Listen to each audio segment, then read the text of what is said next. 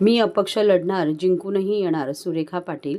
अखेरच्या तासाभरात कुठे माशी शिंकली माहीत नाही. मला एबी फॉर्म भरण्यासाठी शिवसेनेने बोलावले होते, परंतु प्रत्यक्षात दुसऱ्यालाच एबी फॉर्म दिला गेला. माझी फसवणूक केली असा घाणाघाती आरोप प्रभाग क्रमांक 9च्या संभाव्य उमेदवार सुरेखा पाटील यांनी पत्रकार परिषदेत केला.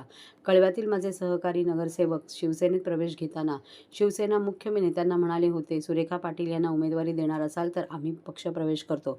यावर मुख्य नेत्यांनी होकारार्थी उत्तर देऊन शब्द दिला की सुरेखा पाटील यांना उमेदवारी दिली जाईल, त्यानंतरच पक्षप्रवेश झाला, अशी माहितीही सुरेखा पाटील यांनी दिली. पुढे काय, या पत्रकारांच्या प्रश्नाला उत्तर देताना सुरेखा पाटील म्हणाल्या, मी क्रमांक 9ब मधून अपक्ष उमेदवार म्हणून निवडणूक लढवत आहे. माझा जनतेवर पूर्ण विश्वास आहे. मी ही निवडणूक अपक्ष म्हणून लढणार आणि जिंकून सुद्धा येणार असा विश्वासही त्यांनी व्यक्त केला. दरम्यान ज्या नगरसेवकांनी सुरेखाताईंना शब्द दिला होता त्यांनी आपल्या पदरात उमेदवारी पाडून घेत मागच्या दाराने पळ काढला, अशी जहरी टीका सुरेखा पाटील यांनी पत्रकार परिषदेत केली. सुरेखा पाटील हे पुढे म्हणाल्या की मी नेहमी जनतेच्या बाजूने उभी राहिली आहे. 10 वर्ष नगरसेविका असताना माझ्याकडून विकासाची बरीच कामे झाली. 10-15 वर्ष माझ्याकडे पद नसतानाही मी जनतेची अखंड सेवा करत आली आहे. यावेळी लोक भरभरून प्रेम देत आहेत असाही विश्वास सुरेखा पाटील यांनी व्यक्त केला. प्रभाग क्रमांक 9ब मध्ये सुरेखा पाटील यांनी मोठे आव्हान उभे केल्याने शिवसेना वर्तुळात चिंतेचे वातावरण पसरले असल्याचे सुरेखा पाटील म्हणाल्या.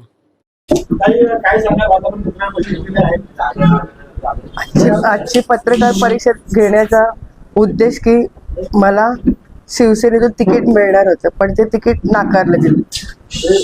आम्ही जेव्हा कळव्यातील आणि आम्ही सर्व नगरसेवक जेव्हा शिवसेनेत प्रवेश केला तेव्हा आम्हाला शब्द दिला होता की आपल्याला प्रभाग क्रमांक 9 मधून उमेदवारी मिळेल, परंतु कुठे माशी शिंकली काही कळली नाही आणि मला उमेदवारी मिळाली नाही.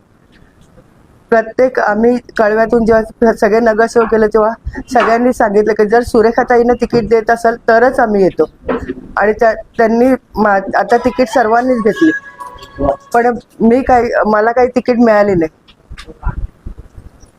पक्षाशी एकनिष्ठ होता तरी तुम्हाला डावललंय. पक्षाशी एकनिष्ठ होतेच मी.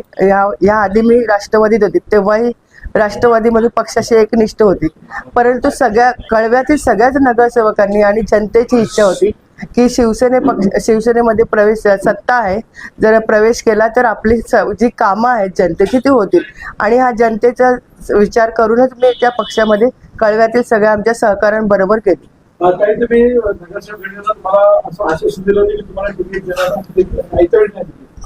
हो, हे आश्वासन दिलं होतं. पक्षातील प्रमुखांनी आश्वासन दिलं होतं की तुम्हाला तिकीट देणार. असं नेमकं काय घडलं की तिकीट नाकारण्यात आलं? वरिष्ठांनी आपल्याला काही फोन बिन केला, संपर्क साधला? नाही, संपर्क वगैरे काही साधलेला नाही. मला कुठे माशी शिंकली आणि कुठे चक्र फिरले आणि तिकीट नाकारले.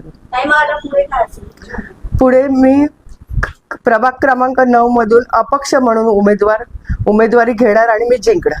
ही कारण माझीच नाहीये, आमच्या या सगळ्या या प्रभाग क्रमांक 9 मध्ये सर्व जनतेची इच्छा आहे की तुम्ही माघार घेऊ नका, तुम्ही लढवा, आम्ही तुमच्या पाठीशी आहोत.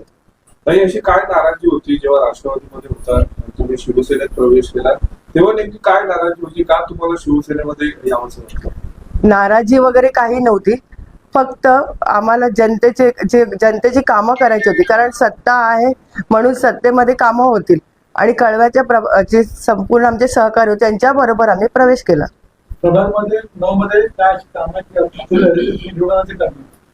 प्रभाग क्रमांक 9 मध्ये अजून म्हणजे अशी तर कामं बरेचशी झालेली आहेत, परंतु अजून एक पासिक मध्ये मनोरंजनासाठी जे आरक्षण आहे ते आरक्षण काढायचंय, नाट्यगृह ते काढायचंय, त्याचप्रमाणे छोटी मोठी अशी कामं जनतेची आहेत ती करायची आहेत.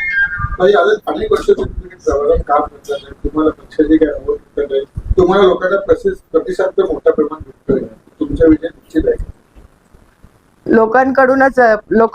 जनताच मला म्हणते की तुम्ही माघार घेऊ नका, तुम्ही अपक्ष लढा, आम्ही तुमच्या बरोबर आहोत. आपण शिवसेनेमध्ये पक्षप्रवेश केला, त्याच्यानंतर हा सगळा प्रकार घडला. आपल्याला शिवसेनेकडून तिकीट नाकारले. शिवसेनेच्या वरिष्ठ नेते उपमुख्यमंत्री एकनाथ शिंदे असतील किंवा स्थानिक नेते असतील, त्यांच्याशी आपला काही संपर्क झाला किंवा त्यांनी आतापर्यंत तुमची नाराजी दूर करण्यासाठी काही प्रयत्न केलेत का किंवा नाही? नाही, संपर्क पण नाही केला आणि माझी नाराजगी दूर करण्यासाठी कोणताही संपर्क केले. आता आपण ठाम आहात की प्रभाग क्रमांक 9 अपक्ष? ठाम आहात प्रभाग क्रमांक 9? मी ठाम आहे प्रभाग क्रमांक 9 मधून अपक्ष निवडणूक लढवण्यासाठी. कोणत्या गटाचा फॉर्म ब तुमचं नाव राष्ट्रवादी कोण आहे? 9 मधून मी फॉर्म भरलेला आहे. अपक्ष म्हणून फॉर्म भरलेला आहे. शिवसेनेचा शपथ कोणते उमेदवार? माझ्या समोर 2 उमेदवार आहेत. हा. मतदारांना काय आव्हान करताय?